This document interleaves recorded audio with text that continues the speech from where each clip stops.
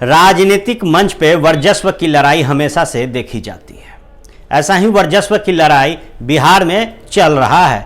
हर कोई अपने सम्मानजनक सीटों की बात कर रहा है और शायद यही कारण है कि एक बार जहां एनडीए में ज्यादा घटक दल था, वहीं अब महागठबंधन के घटक दल की संख्या एनडीए के तुलना में कई ज्यादा है। 3 घटक दल एनडीए में है तो 7 बिहार के घटक दल महागठबंधन में और 2 यूपी से भी आ गए, सपा और बसपा, जिसके बाद इनका 9 दलों का महागठबंधन बन गया। खैर, एनडीए ने सीट शेयरिंग कर लिया है, लेकिन अभी भी महागठबंधन का सीट शेयरिंग असमंजस में फंसा हुआ है। कारण हर घटक दल एक सम्मानजनक सीटों की बात कर रही है। जीतन राम मांझी को देखें या फिर रालोसपा के उपेंद्र कुशवाहा को, दोनों कह रहे हैं कि कम से कम 7 सीटें चाहिए। वहीं वीआईपी भी कम से कम 4 सीटों पर लड़ेगी। और अगर बात करें एलजेडी की तो 2 सीटें देने की बात हो रही है, लेकिन सीपीआई ने अलग ही राग छेड़ा है और 6 सीटों का मांग कर दिया है। नमस्कार, स्वागत है आप सभी का बिहार के डिजिटल क्रांति के पायनियर और number 1 digital channel news Bihar में। न्यूज बिहार लगातार आपको बिहार की राजनीति से जोड़ रहा है। ऐसे में इस राजनीति में एक नया मोड़ आ गया है। जी हां, जीतन राम मांझी ने अपना सुर और ऊंचा कर लिया है। उन्होंने साफ तौर पे कह दिया है कि अगर सम्मानजनक सीटें नहीं मिलती है तो हम चुनाव नहीं लड़ेंगे। खैर, उन्हें सम्मानजनक सीटें मिलेंगी या नहीं, ये देखना बेहद ही दिलचस्प होगा। लेकिन इन सब के बीच उन्होंने अपने एक घटक दल यानी एक साथी पर कटाक्ष कस दी है। उन्होंने कहा है कि अगर रालोसपा के बराबर या रालोसपा से 1 सीट ज़्यादा हमें नहीं मिलेगी तो हम चुनाव नहीं लड़ेंगे। वहीं सूत्रों की माने या फिर बहुत सारे राजनीतिक विशेषज्ञ का कहना है कि हमको 1 सीटें मिलेगी।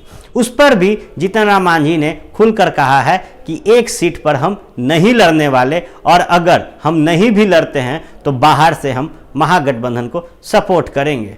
खैर, रालोसपा जब से लोजपा को 7 सीटें दी गई, वैसे तो लोकसभा के लिए 6 सीटें ही हैं, लेकिन 1 टिकट राज्यसभा का दिया गया है लोजपा को।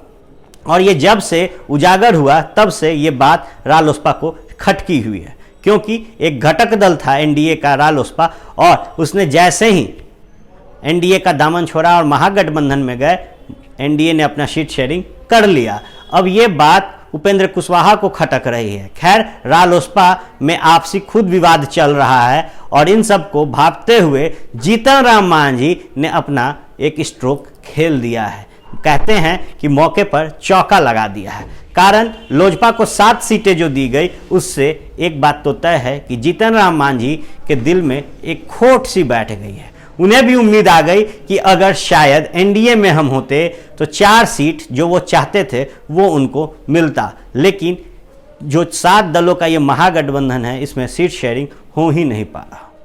खैर, जीतन राम मांझी आने वाले समय में महागठबंधन का हिस्सा घटक दल के तौर पे होते हैं या नहीं, ये देखना बेहद ही दिलचस्प होगा। खैर, राजद इस बात को समझ ले, क्योंकि जीतन राम मांझी ने कह दिया है 1 सीट दोगे तो चुनाव नहीं लड़ेंगे।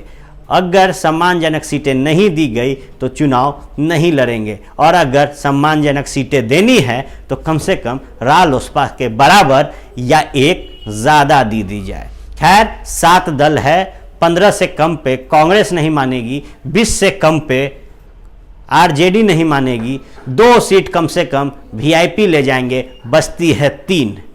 अब 3 सीट में 1 ज़्यादा किसे मिलता है, क्योंकि एलजेडी भी है, सीपीआई भी है, रालोसपा है और है हम एक घटक दल है, और दावा किया है कि इस महागठबंधन में सबसे पहले हम आए हैं, और महागठबंधन का सबसे पुराना अहम अंग हमारी पार्टी हिंदुस्तान अवाम मोर्चा है। ऐसा कहना है जीतन राम मांझी का।